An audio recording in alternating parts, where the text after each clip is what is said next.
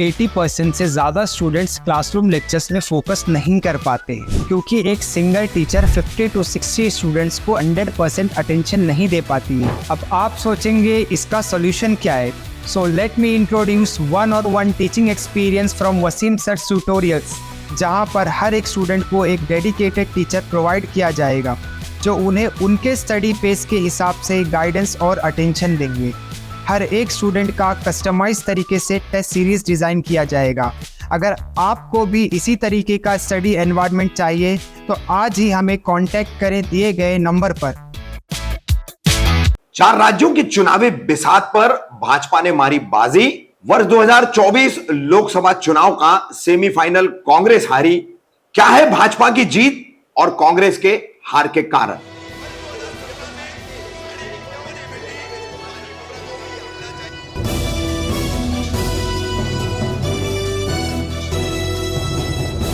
रफीक कामदार हिंदुस्तानी reporter में आपका स्वागत है। हाल ही में 30 नवंबर तक देश के 5 राज्यों में विधानसभा चुनाव हुए। मध्य प्रदेश सबसे चर्चा में, उसके बाद राजस्थान, छत्तीसगढ़, तेलंगाना और मिजोरम। तो इन 5 राज्यों में से 4 राज्यों के चुनाव नतीजे 3 दिसंबर सुबह से शुरू हो चुके। देर शाम तक जो आंकड़े सामने आए, जिसमें स्थिति स्पष्ट हो गई कि 3 राज्यों में भाजपा ने जोरदार प्रदर्शन करते हुए बाजी मार ली है।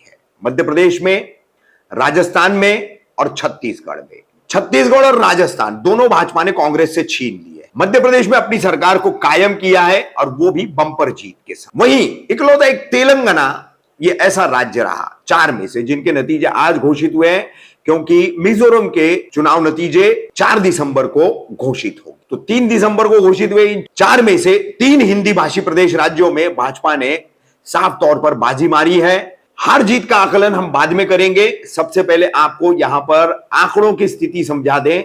जैसे कि राजस्थान विधानसभा में कुल 199 सीट है। यहां पर मौजूदा समय में कांग्रेस की ही अशोक गहलोत की सरकार थी। मगर इन चुनावों में जिसके नतीजे 3 दिसंबर को घोषित हुए, इनमें भारतीय जनता पार्टी ने 115 सीटों पर जीत हासिल की है। कांग्रेस को जो है 69 सीटों पर संतोष करना पड़ा है। वहीं निर्दलीय 8 उम्मीदवार जीते और एक अन्य छोटा दल है। इस तरह से ये कुल 199 सीटों का जो है हार जीत का पैमाना सामने आया है। अब राजस्थान में अशोक गहलोत बड़ी बड़ी अच्छी लोक लुभावनी स्कीमें इन्होंने लोगों तक पहुंचाई, लोगों को दी, ऐसा कहा जा रहा है। मगर उसके बावजूद राजस्थान में क्यों कर कांग्रेस को हारना पड़ा?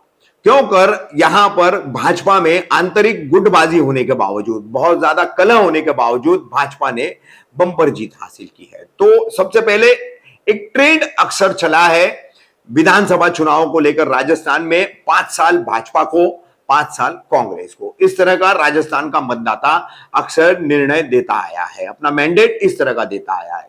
मगर इस बार कन्हैयालाल दर्जी हत्याकांड, मोनू मानेसर का जुनेद नासिर हत्याकांड, इसकी वजह से पोलराइजेशन बड़े चरम सीमा पर था। वहीं कांग्रेस की अशोक गहलोत सरकार अपनी बीमा योजनाएं, स्वास्थ्य की योजनाएं, अन्य कई सारी योजनाएं, गैस सिलेंडर की योजनाएं, इसको ढंग से प्रचारित नहीं कर पाई।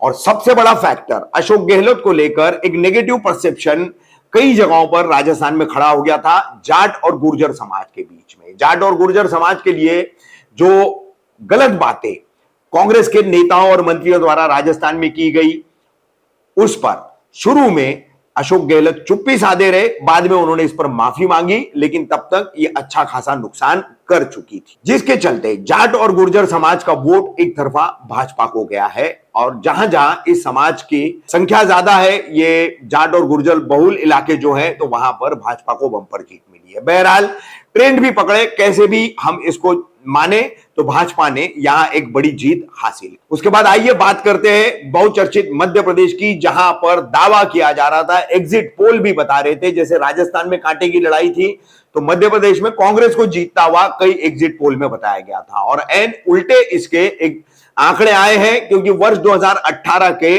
अपने चुनावी प्रदर्शन को भी कांग्रेस यहां पर दोहरा नहीं पाई है। उतनी सीटें भी जो है 100 के आंकड़े को भी छू नहीं पाई है। सिर्फ 63 सीटों पर भारतीय राष्ट्रीय कांग्रेस, इंदिरा कांग्रेस, तो कांग्रेस को जीत हासिल हो पाई है। 163 सीटों पर जो है भारतीय जनता पार्टी ने जीत हासिल की है। वहीं भारत आदिवासी पार्टी है जिसे 1 सीट मिली है। कुल 230 सीटों का यह आंकड़ा। यहां पर समाजवादी पार्टी, बहुजन समाज पार्टी, आम आदमी पार्टी और अन्य कई छोटे मोटे दल, इनका तो खाता भी नहीं खुला है।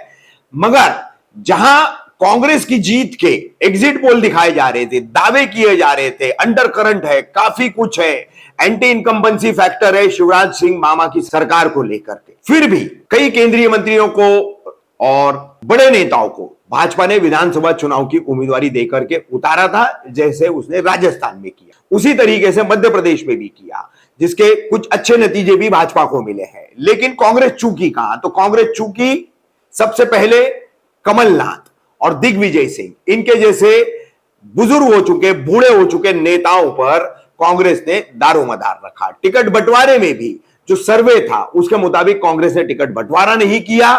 कमलनाथ के हाथ में बहुत ज्यादा ताकत दे दी, बहुत ज्यादा पावर दे दी। उम्मीदवार चयन करना, टिकटों का बंटवारा, सब कुछ कमलनाथ की मर्जी के हिसाब से चला। कमलनाथ ने सॉफ्ट हिंदुत्व का कार्ड खेला, बागेश्वर वाले बाबा को भी लेकर आए, मगर ये सब मिलाकर के भी कमलनाथ समेत जो है वो कांग्रेस की नैया डूब ही गई। राहुल गांधी और प्रियंका गांधी ने रैलियां की, सभाएं की, लेकिन ओबीसी का कार्ड जो है राहुल गांधी ने खेलना चाहा, वो भी चल नहीं पाया। शिवराज सिंह की लाडली बहन योजना, ऐसी अन्य कई योजनाएं वो घर घर तक पहुंचाई गई। इसका प्रचार भाजपा के बूथ कैडर कार्यकर्ताओं ने बड़ी प्रभावी रूप से किया, बेहद असरकारक तरीके से किया। और शिवराज सिंह चौहान और कमलनाथ दोनों मुख्यमंत्री पद के दावेदार और चेहरे बता करके दोनों पार्टियों ने चुनाव लड़ा था। तो उसमें शिवराज सिंह चौहान मामा वो 20 साबित हुए, कमलनाथ 19 नहीं तो 18 के नीचे 16-17 भी आप गिनती कर ले तो चलेगा, वहां पहुंच गए। क्योंकि कमलनाथ ने प्रचार में उतनी ताकत नहीं झोंकी, छिंदवाड़ा से ज्यादा बाहर नहीं निकले। शिवराज सिंह चौहान लगातार जो है कई विधानसभा चुनाव क्षेत्रों में गए, 100 से ज्यादा विधानसभा चुनाव क्षेत्रों में वो गए। पीएम नरेंद्र मोदी की रैलियां हो या योगी आदित्यनाथ की सभाएं हो, ये सब तो रहा, लेकिन शिवराज सिंह चौहान की अपनी जमीन पर लड़ाई जो है वो जारी थी, जिसका भाजपा को फायदा मिला। कमलनाथ को बहुत ज्यादा ताकत देना, बहुत ज्यादा अधिकार देना कांग्रेस के लिए मारक साबित रहा। और जो सर्वे कांग्रेस ने टिकट बंटवारे के लिए करवाया था उस पर अमल न करना, ये उसके ताबूत में आखिरी कील साबित हुई। तो ये मध्य प्रदेश में कांग्रेस के हार के कारण रहे और भाजपा की जीत के कारण रहे। उसके बाद आइए बात करते हैं छत्तीसगढ़ के 90 सीटों की। यहां पर भारतीय जनता पार्टी ने 54 पर जीत हासिल की है। कांग्रेस जो है वो 35 पर सिमट कर रह गई है और एक छोटा दल है उसने 1 सीट जीती है। कांग्रेस के मुख्यमंत्री रहे भूपेश बघेल और उनके अन्य कई मंत्री, ये भी कांग्रेस की साख नहीं बचा पाए। कई लोक लुभावन योजनाएं छत्तीसगढ़ में कांग्रेस की सरकार ने दी थी, लेकिन लोगों को लुभा नहीं पाई। क्यों कर यहां पर भाजपा जीती? तो भाजपा ने भी कर्नाटक की हार से सबक लेते हुए मध्य प्रदेश, राजस्थान की तर्ज पर छत्तीसगढ़ में भी कई योजनाओं की जो है घोषणा की। खास करके गैस सिलेंडरों की कीमतों को कम करना, यह भी एक भाजपा के लिए मददगार साबित हुआ।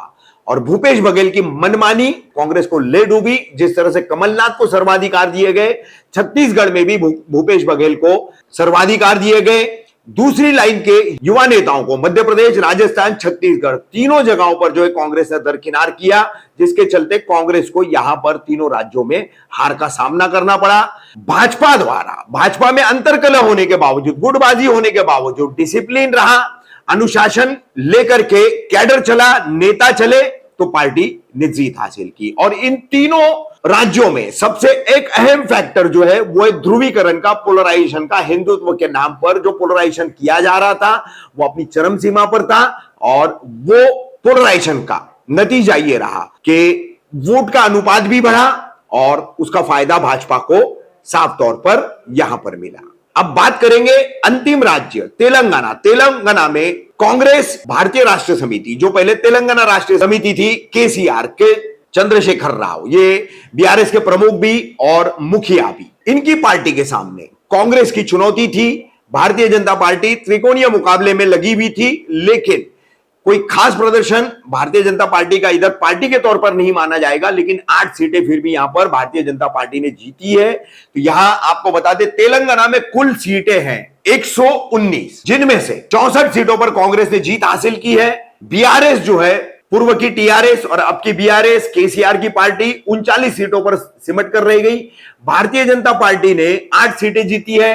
एआईएमआईएम, ऑल इंडिया मजलिस इत्तेहादुल मुस्लिमीन अपनी 7 सीटें बरकरार रखने में कामयाब रही है। तो कुल मिलाकर के यहां पर एक अन्य भी जीता है। ऐसा कुल 119 सीटों का यह लेखा जोखा है। तेलंगाना में जीत की वजह, तो जीत की वजह है, सबसे पहले यह दक्षिण का राज्य है जहां पर पोलराइजेशन की राजनीति नहीं चलती, मगर सुगबुगाहट दे रही है भारतीय जनता पार्टी यहां पर, क्योंकि यहां कामरारेड्डी नाम का जो चुनाव क्षेत्र है, विधानसभा चुनाव क्षेत्र, वहां पर बीआरएस के मुखिया, वर्तमान के मुख्यमंत्री केसीआर हारे हैं और कांग्रेस के मुख्यमंत्री पद के दावेदार और चेहरा कहलाए जाने वाले रेवंत रेड्डी भी हारे हैं। दोनों को हराकर जीता है भाजपा का उम्मीदवार कट्टपल्ली वेंकट रामन्ना रेड्डी। ये भाजपा के उम्मीदवार है, व्यवसायी है यहाँ के। 66,652 वोट इन्हें मिले हैं। वहीं बीआरएस पार्टी के प्रमुख और पूर्व मुख्यमंत्री केसीआर के चंद्रशेखर राव 59,911 वोट मिले। जिस रेवंत रेड्डी को कांग्रेस ने मुख्यमंत्री का चेहरा बताया, वो भी इस कॉन्स्टिट्यूएंसी से लड़ रहे थे, इस चुनाव क्षेत्र से लड़ रहे थे, उन्हें 54,916 वोट मिले। तो इन दो बड़ी पार्टियों के दो दिग्गजों को हराकर भाजपा के कट्टपल्ली वेंकट रामन्ना रेड्डी ने यह बड़ी जीत दर्ज की है। 8 सीटें भाजपा ने जीती है, यानी तेलंगाना में भी भाजपा अब अपने आप को धीरे धीरे मजबूत कर रही है। तो कर्नाटक के बाद दक्षिण का यह दूसरा राज्य तेलंगाना भाजपा के लिए आशादायी हो सकता है। अब यहां पर आपको बता दें कि कांग्रेस की जीतने की सबसे बड़ी वजह, जैसे हमने बताया कि यहां पर पोलराइजेशन ज्यादा नहीं चला है, क्योंकि ये दक्षिण का एक राज्य है। दक्षिण के राज्य अब तक पोलराइजेशन से, ध्रुवीकरण की राजनीति से अछूते हैं। कर्नाटक जो है थोड़ा बहुत कहा जा सकता है, लेकिन केरल है, तमिलनाडु है, आंध्र प्रदेश है, तेलंगाना है, वेस्ट बंगाल है, ये ऐसे तमाम राज्य, पश्चिम बंगाल, तो ये अभी भी ध्रुवीकरण की राजनीति में इतने खींचे नहीं गए हैं। और तेलंगाना में बीआरएस को एंटी इनकम्बेंसी फैक्टर भी था और लोग रेवंत रेड्डी को जो है एक युवा नेतृत्व के तौर पर देख रहे थे, जो राज्य को एक नई दिशा और एक नई गति दे सकता है। तो ये है तमाम 4 राज्यों के हार जीत का लेखा जोखा, जिसमें भाजपा ने जो है विधानसभा चुनाव के इस बिसात पर बाजी मारी है।